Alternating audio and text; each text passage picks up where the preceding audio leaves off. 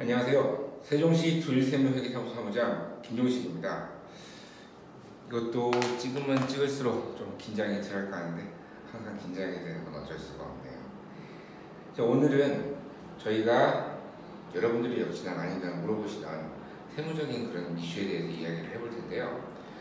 저희가 얼마 전에 지금 현재 부가가치세 일기 신고 기간이니까 여러 가지 질문들을 봤는데, 면세 사업자들, 저희가 학원이라든가 병원 이런 거 좀 영위하시는 분들에게 많이 받는 질문입니다.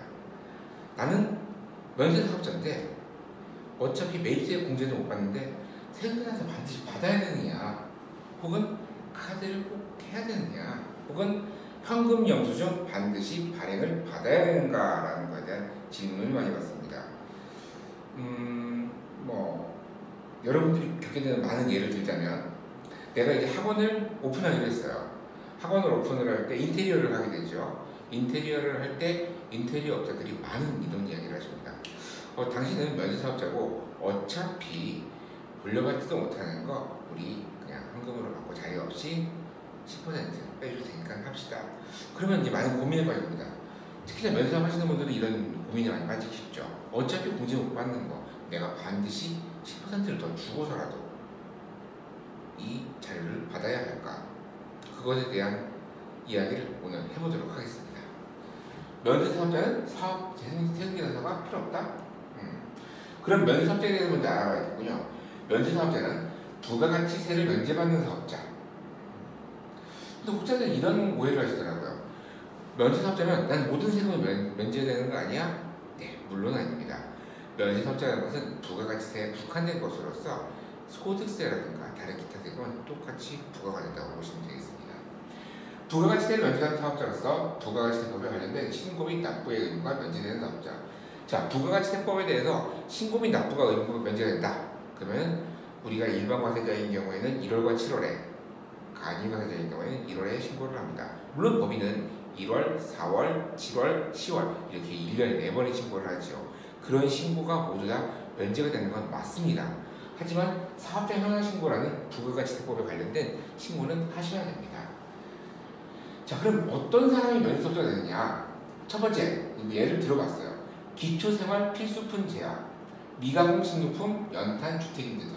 연탄이랑 주택임대는 알겠는데 미가공 식료품, 미가공 식료품이라는 건 가공이 아예 안 됐거나 아니면 약간 된 그런 식품이라고 생각하시면 되겠습니다. 자, 우리가 쌀은 가공이 안 돼 있죠. 면세입니다. 그렇죠? 튀밥 가공이 되어 있죠. 이런 경우에는 과세입니다. 애매한 경우가 많아요. 생물 오징어 당연히 면세이지만 맥반석에다 좀 그걸 구우면 당연히 과세가 됩니다. 그런데 구운 오징어 같은데 비슷한 마른 오징어가 있어요. 그런 경우에는 약간의 가공만을 했다고 해서 비가공에 해당이 됩니다.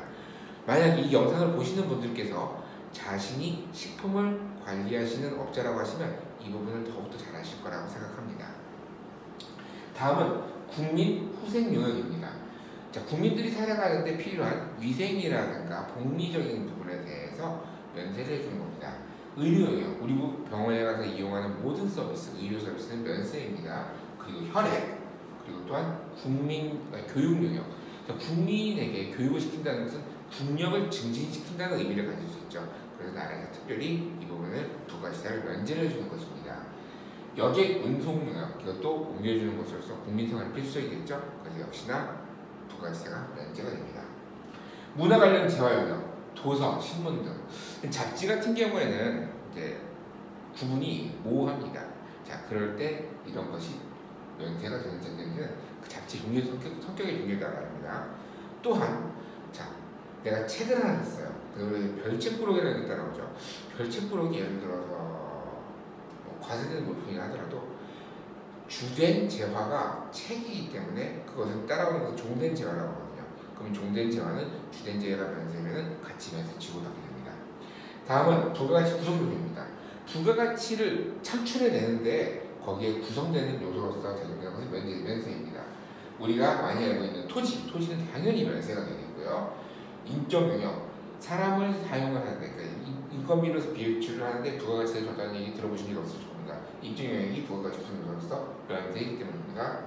금융유형, 자 우리가 금융에 관련된 유형도 모두 면세가 해당이 된다고 볼 수 있겠습니다. 이야말로 기타적인 것으로서는 우리가 국민 생활에서 나라에서 특별히 허락해주는 것들, 공중전화, 복권 등이 면세 사업에 해당이 되겠습니다. 자 이제 우리가 면세 사업에 대해서 알아보았어요. 그럼 면세 사업에 대해서 정말로 세금 사업이 필요 없느냐 이 부분을 이야기를 해보겠습니다. 면세 사업은 부가가치세, 매입세 공제라는 개념 자체가 없습니다. 그러면 매입세율을 공제받지 못하니까 자료를 그러니까 세금에서 등을 챙기지 않아도 될까? 생각해 봅시다. 면세 사업자도 아까 말씀드렸던 것처럼 부가가치세가 면제가 되는 것이 소득세 신고는 동일하게 진행이 됩니다. 자 이럴 때 우리가 비용으로서 인정을 받으려면 적격증빙이라는 걸 챙기게 되는데요. 이러한 적격증빙에는 세금계산서, 계산서, 현금영수증 그리고 카드 영수증이 있습니다. 카드상 영수증. 자 그런 거에 해당이 되는 것들을 비율을 높여야 됩니다. 자세한 사항은 세무대리인하고 얘기해 보시면 되겠군요. 자 그게 높여야 되는데 그럴 때 비용으로서 인정이 되고 면세사업자는 최종 소비자처럼 매입세에 관해 부담을 합니다. 1,000원짜리 사는데 100원을 부가세서 부담으로써 사업자는 100원을 공제받으니까 1,000원에 그걸 이용하는 거랑 마찬가지지만 면세사업자는 1,100원을 부담을 하는 거죠. 그럼 굉장히 불리한 것 같은데요. 보시죠. 하지만 매입세, 따라온 100원조차도 똑같이 경비인데 오사가 나오고요. 경비처럼 된다는 것입니다. 또한 면세사업자도 세무조사나 혹은 사업검증이 진행될 수가 있습니다. 그럴 때 경비 입증 자료로서 사용이 될 수 있으므로 면세사업자도 반드시 자료, 즉 세금계산서, 계산서, 현금영수증, 카드영수증 반드시 챙기시기 바랍니다. 자 요즘에는 전자계산서, 전자세금계산서, 현금영수증, 카드영수증 사실 종이로 발행할 필요는 없어요. 세금계산서, 계산서가 아직까지는 약간의 종이 계산서, 종이 세금계산서가 남아있지만 그것조차도 전자로 많이 바뀌고 있는 추세이죠. 종이를 많이 챙기지 않아도 된다는 것과 분실 위험성을 매우 낮춰줍니다. 그러므로 반드시 그것을 챙기셔야 합니다. 우리가 챙긴다는 것은 종이를 챙긴다는 게 아니에요. 종이 챙겨서 종이에서는 계산서를 챙겨야겠지만 전자로 된 것은 수치를 반드시 하셔야 된다는 것이 챙겨야 된다는 개념입니다.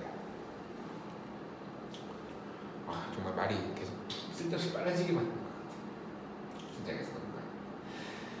자 그러면은 면세사업자와 거래를 하시는 일반 사업자분들은 어떨까? 면세사업자에게 공급하는 자는 자료를 제공하지 않아도 된다.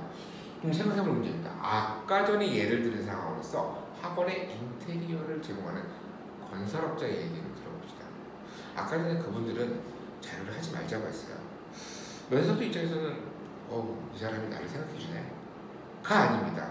아시죠? 사회에서는 결코 타인 생각해주지 않아요. 본인의 이득을 위해서 움직이는 것이지.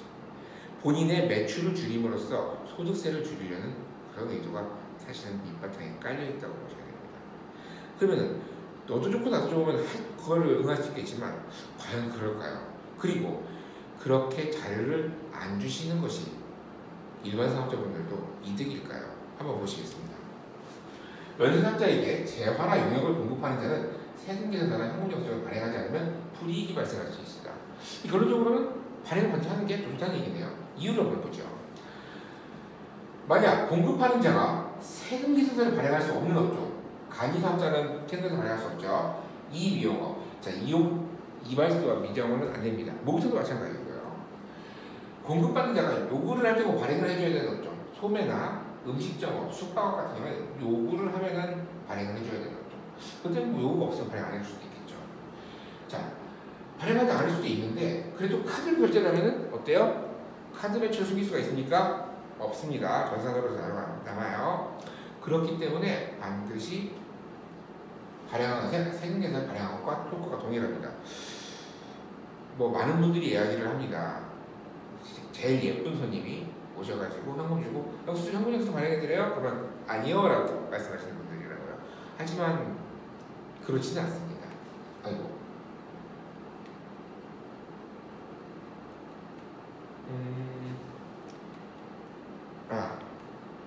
잘못 나왔군요. 자 그러면은 왜 그런지 봅시다. 공급자가 세무서에 반드시 발행하는 업종들이 있어요. 뭐예요? 제조, 도매, 건설업종. 자, 아까 전 어땠어요? 학원에서 인테리어를 하시는 건설업종에다가 반드시 세무서를 발행하셔야 됩니다. 물론 카드로 결제를 받을 경우는 다르겠지만 현금으로 결제를 하시는 경우에는 반드시 세무서를 받으셔야 된다는 겁니다. 반드시. 자, 그런데 어땠어요? 지금 발행을 안 했죠. 근데 만약에 이것을 과세당국, 즉 세무서가 이 사실을 알았다고 생각해보세요. 어떻게 됩니까? 신고가 들어갔거나 혹은 문제가 생겼을 때 거래 금액이 2% 정도 생겨서 불성실 가능성가 부과된다. 자, 2%, 1,000만 원이면 20만 원, 100만 원이면 2만 원까지 보낼까? 아니죠. 언제나 이런 것은 시작에 불과하다는 것, 이런 것이 도화선이 될 수 있다는 것, 항상 명심하셔야 됩니다. 자, 지금까지 연수삼자들이 과연 자료를 챙겨야 되는지 생각을 해봤어요. 저는 그렇습니다. 뭐 매출을 좀 숨길 수 있으면 숨기고 좀 세금을 줄일 수 있는 방향으로 간다는 거, 뭐 그럴 수 있다고 생각하지만 그럴 때마다 생각을 하셔야 돼요. 우리가 이것을 얻게 되는 것과 잃게 되는 것, 잃게 되는 것의 리스크가 너무 큰 경우에는 차라리 법의 테두리 안에서 노는 것이 어떨까 생각을 합니다. 지금까지 세종시 세무사 두일 세무회계사무소 사무장 김용식이었습니다. 다음 시간에 더욱더 여러분들이 관심을 가질 만한 콘텐츠를 가지고 찾아뵙도록 하겠습니다. 감사합니다.